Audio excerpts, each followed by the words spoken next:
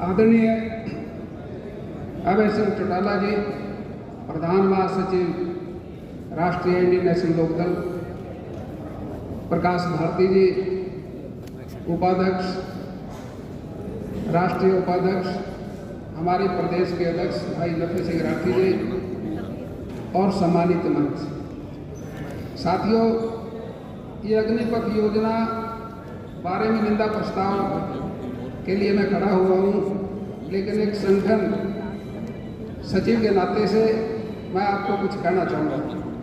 साथियों, राजनीतिक पार्टी कोई भी हो, जब उसका मुखिया सूझबूझ वाला हो, धैर्य वाला हो, साहसी हो, तो साथियों पार्टी आगे बढ़ती है। मुझे ये सारी बातें अभय चौटाला जी में नजर आई, क्योंकि जब किसान एजुकेशन चला, हम बॉर्डर पे थे और किसानों की तरफ से एक मांग थी, भाई पॉलिटिकल जितने भी एमएलए हैं हिंदुस्तान में और एमपी हैं, उनकी संख्या बढ़ती है 5000, 4216 तो विधायक, बाकी सांसद राज्यसभा के और लोकसभा के कुल मिला के तकरीबन 5000 के करीब बढ़ते हैं। सबको फरियाद की थी, भाई हमारे साथ आओ, अपना पद छोड़ के आओ, स्टेज पे आओ। साथियों, उस दिन मुझे याद है अभय चौटाला जी ने दफ्तर में बैठ के कार्यकर्ताओं से राय की और मैं भी उस राय में शामिल था। तो फैसला हुआ अभय चौटाला जी का, महाराज आपका मन क्या है? जो कहा जी मेरा मन किसानों का साथ देने का, हमने इस्तीफा दे देना चाहिए। तो साथियों, ये इतना बड़ा फैसला था। अगर एक आर्मी का जनरल कोई फैसला ले, उस फैसले से हार जीत और सेना की सुरक्षा जुड़ी होती है। इससे पार्टी का भी निश्चय जुड़ा हुआ था। और साथियों, ये त्याग पत्र दिया, त्याग पत्र देके फिर इलाहाबाद में चुनाव आया, तो चुनाव जीता। साथियों, इसके लिए मैं अभय चौटाला जी को, आपको सबको बधाई देता हूँ। इस फैसले से पार्टी का ग्राफ उठा। और साथियों, फिर एक बात आई थी जयंती की, चौधरी देवलाल जी की जयंती की जींद में, वहाँ हम गए थे शाम के टाइम देखने के लिए, भाई व्यवस्था कैसी है। वहाँ पर कुछ लोग ये बात कह रहे थे, भाई अगर हम 40,000 आदमी इकट्ठे कर लो जींद में, अरे जींद में 2 MLA बढ़ जाएंगे। अब मैं कह रहा भाई अगर 80,000 हो जाए, जो जी फिर 5 ही बन जाएंगे। अगर 1 लाख हो जाए, जो फिर सरकार बढ़ जाएगी। तो साथियों, एक फैसला जींद की रैली का, और जो आपके कार्यकर्ताओं ने देखिए युद्ध होता है, उसमें बहुत सारे सैनिक लड़ते हैं, उनकी बहुत सारी कुर्बानियां होती हैं, लेकिन साथियों श्रेय तो जर्नैल को ही जाता है। तो वो फैसला जयंती का, उस समय इनकी कमर दुखती थी और साथियों हम सोचते थे कि ये जयंती होगी कैसे। लेकिन पड़े पड़े ने कितने हजार टेलीफोन किए, वो जयंती सफल हुई। इसके लिए भी ये भाई साहब उस बात के लिए बधाई के पात्र हैं। और साथियों, जो फैसला है, भाई हम चुनाव लड़ेंगे नगर पालिका के, नगर परिषद के, निगम का तो कोई था नहीं, तो ये फैसला है था सिंपल का। लेकिन साथियों, मैंने तो 8 चुनाव लड़ाए भी। मेरा मन था कि चौधरी अभय सिंह चौटाला जी ठीक फैसला देंगे, और वो सिंपल का जो फैसला दिया, उस फैसले से आपकी पार्टी का ग्राफ उठा। यह भी एक भाई के पात्र रहा। यह फैसला भी सही था। लेकिन साथियों, अब जो यात्रा बाकी है, हमारा लक्ष्य विधानसभा है। विधानसभा के 90 विधानसभा के हमारे MLA ऊपर बहुमत आए, ये हमारा लक्ष्य है। जब तक कि ये यात्रा वहां तक पहुंचेगी, हमने लोगों के दिमाग में साइकोलॉजिकल तौर से चश्मे का जो निशान है, उसको लेके जाना है। और साथियों, मैं आपसे कहता हूं, हमारा तो सब कुछ चश्मा ही है। अगर इस चुनाव में नगर पालिका के में चश्मा आया तो आपकी गिनती होगी। कांग्रेस पार्टी उससे दौड़ गई, उनकी तौहीन हुई, कहने लगे वो तो साफ हो गई।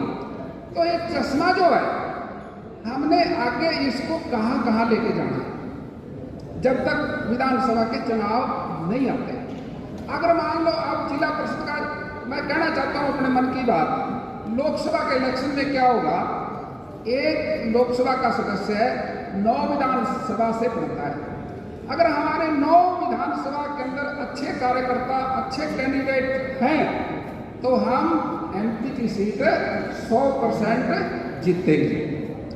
अगर जिला परिषद का चुनाव, किसी जिले के अंदर 18 मेंबर बनेंगे, जिले के जिला परिषद के 1 चेयरमैन बनेगा।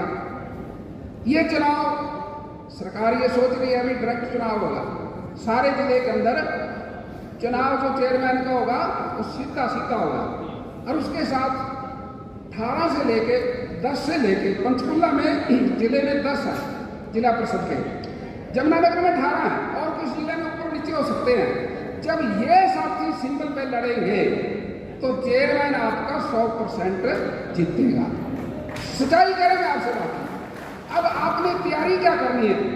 अब सुनते हैं कि ब्लॉक समिति का जो चेयरमैन है वो भी डायरेक्ट चुनाव होगा, कुछ सुनने में बात आई। और कहीं ब्लॉक समिति के 20 मेंबर हैं, कहीं 22 हैं, कहीं 27 हैं, कहीं ज़्यादा कम है। अगर वो सारे मिल के सिंबल पे चुनाव लड़ेंगे तो निश्चित तौर से आपका ब्लॉक समिति का चेयरमैन भी 100% बनेगा। अब साथियों समझ में बात आपके इस चुनाव से आई है। हम इस बात को जनता तक ले जाना चाहते हैं क्योंकि साइकोलॉजिकल अखबार और मीडिया आपको पिकअप करेगा चश्मे के निशान से। जहाँ जहाँ चश्मे का निशान होगा वो वोट आपकी होगी।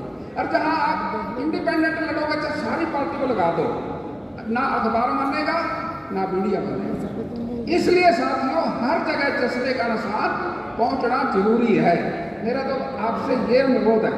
दूसरा, आज जो अग्निपथ योजना के बारे में निंदा प्रस्ताव, ये ठेके पे आर्मी को खड़ा करना चाहते हैं।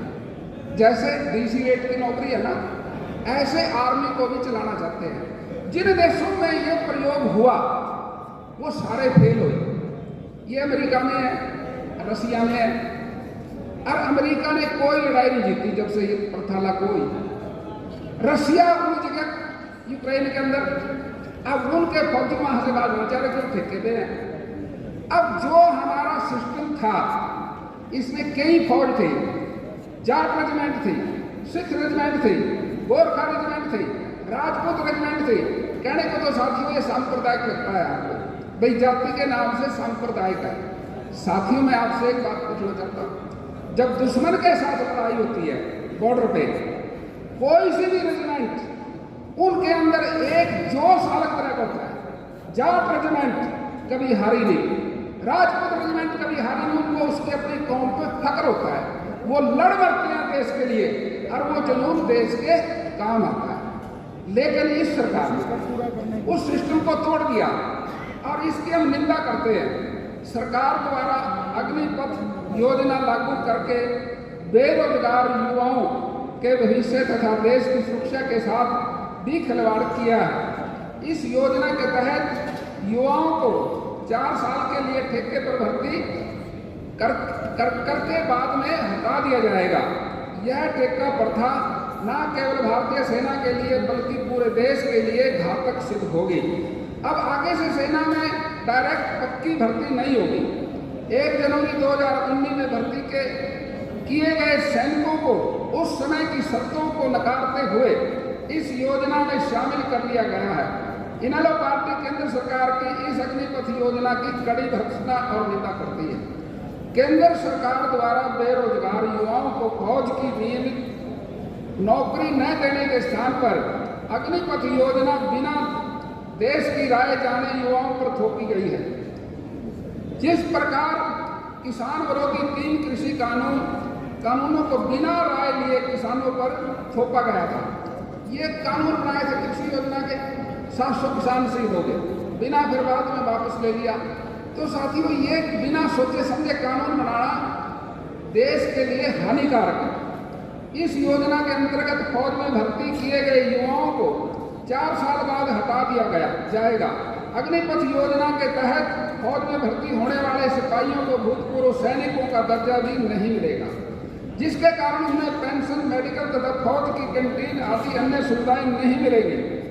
अग्निपथ योजना के तहत सिपाही सिर्फ 4 साल के लिए ही नौकरी कर पाएंगे।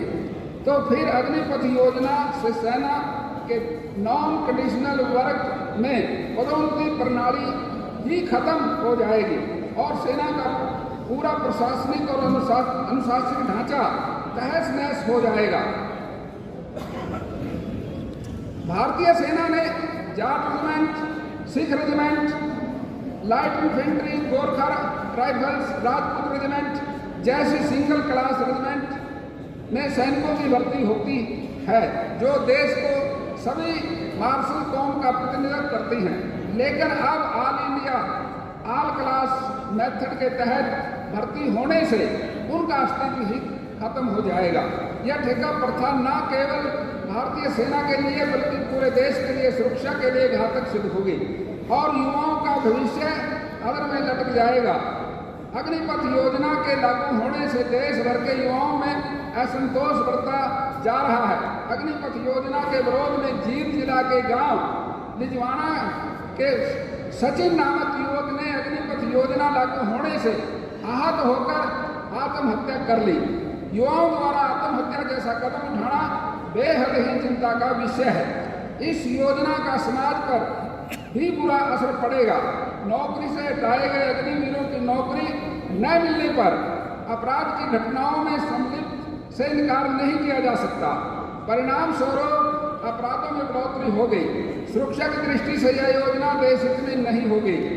देश में 17.5 से 21 वर्ष की आयु के लगभग 12 करोड़ युवा हैं। देश में हर साल सेना में 50 से 80 लाख सीधे पक्की भर्ती होती थी। अग्निपथ योजना से ये भर्तियां समाप्त हो जाएंगी।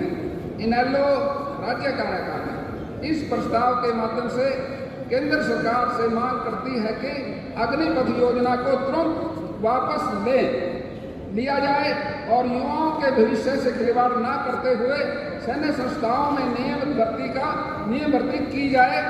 ये प्रस्ताव निंदा प्रस्ताव हम पेश करते हैं और आप हमारी राज्य कार्यकारिणी इसकी निंदा करती है और मैं इस प्रस्ताव के निंदा के लिए खड़ा हुआ हूँ। आपने मुझे समय दिया, आपका बहुत बहुत धन्यवाद। जय हिंद, जय भारत। बहुत बहुत धन्यवाद राणा साहब का।